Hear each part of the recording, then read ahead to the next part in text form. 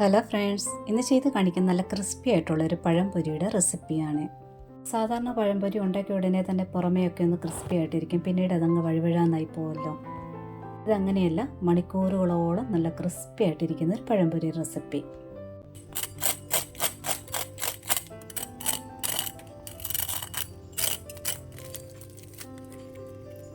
ഇതെങ്ങനെയാണ് ചെയ്തെടുക്കുന്നത് നോക്കാം.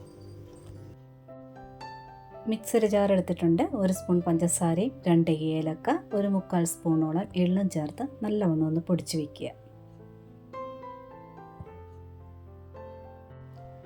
ഇനി ഒരു ബൗൾ എടുത്തിട്ടുണ്ട്. 2 തവി കോൺഫ്ലോർ ചേർത്തിട്ടുണ്ട്. ഇനി 2 തവി മൈദ. 2 പൊടി ഐറ്റവും ഒരേ അളവിൽ ചേർക്കുക. കുറച്ച് ഉപ്പൂടെ ചേർത്തിട്ടുണ്ട് മാവിന് പാകത്തിന്. കുറച്ച് മഞ്ഞൾപ്പൊടി, കുറച്ച് ജീരകം കൂടെ ചേർക്കുകയാണ്, നല്ല ജീരകം. പൊടിച്ച് വെച്ചിരിക്കുന്ന ഏലക്ക, എള്ള് മിശ്രിതം കൂടെ ചേർക്കുക.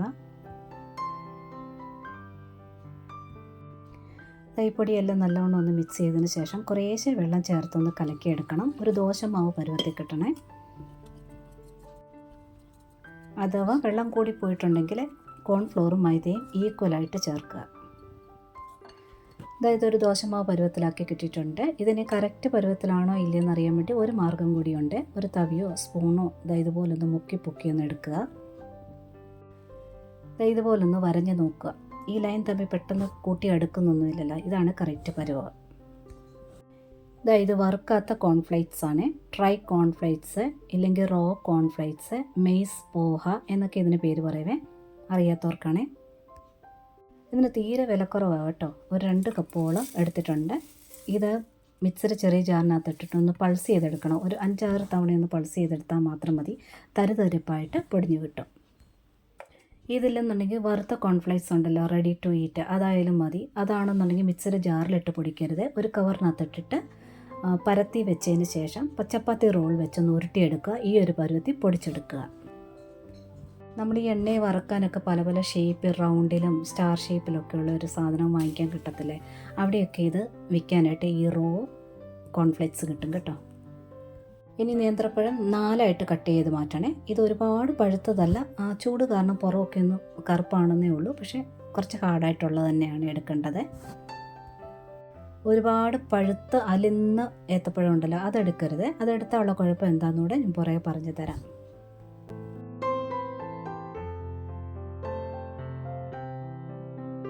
മാവിനകത്തോട്ട് മുക്കി പൊക്കി എടുത്ത ഉടനെ തന്നെ കോൺഫ്ലേക്സിനകത്തോട്ട് ഇടരുത്. ഒലിച്ച് വരുമല്ലോ, ഒലിച്ച് വന്നത് ഒരു നൂല് പോലെ ആകും. അതിനുശേഷം ആ പാത്രത്തിൻ്റെ വക്കിലൊന്ന് തേച്ചെടുത്തതിന് ശേഷം മാത്രം ഈ പൊടിക്കകത്തോട്ടിട്ട് റോൾ ചെയ്തെടുക്കണം. അങ്ങനെയാകുമ്പോൾ നല്ലൊരു ഷേപ്പ് കിട്ടുകയും ചെയ്യും. കറക്റ്റ് കോട്ടിങ്, ഒരേ അളവിലുള്ള ഒരു മാവിൻ്റെ കോട്ടിങ് നമുക്ക് കിട്ടുകയും ചെയ്യും.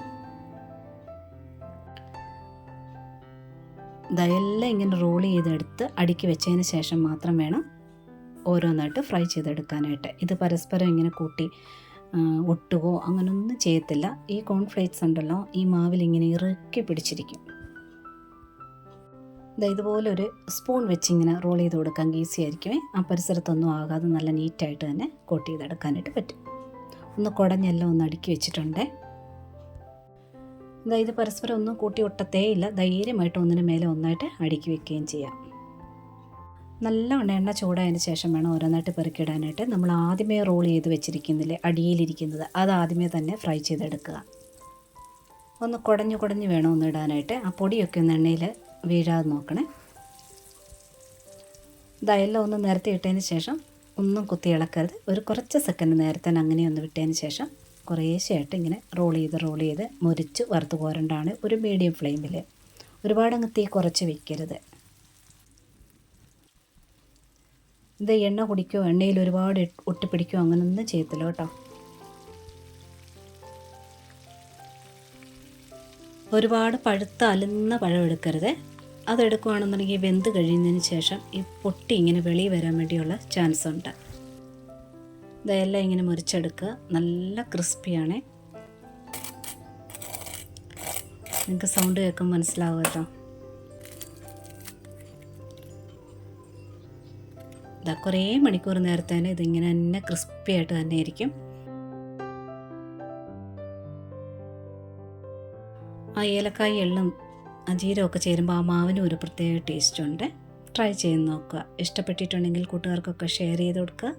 ലൈക്കും കമൻറ്റും സബ്സ്ക്രൈബും ഒക്കെ തന്ന് സപ്പോർട്ട് ചെയ്യാൻ കൂടി മറന്നുപോലെ. നോട്ടിഫിക്കേഷൻ ബെൽ ബട്ടണിലെ ഓൾ ഓപ്ഷൻ ഒന്ന് ടിക്കാക്കി ഇടാനും മറക്കല്ലേ. ഒരുപാട് സ്നേഹത്തോടെ താങ്ക്സ് ഫോർ വാച്ചിങ്.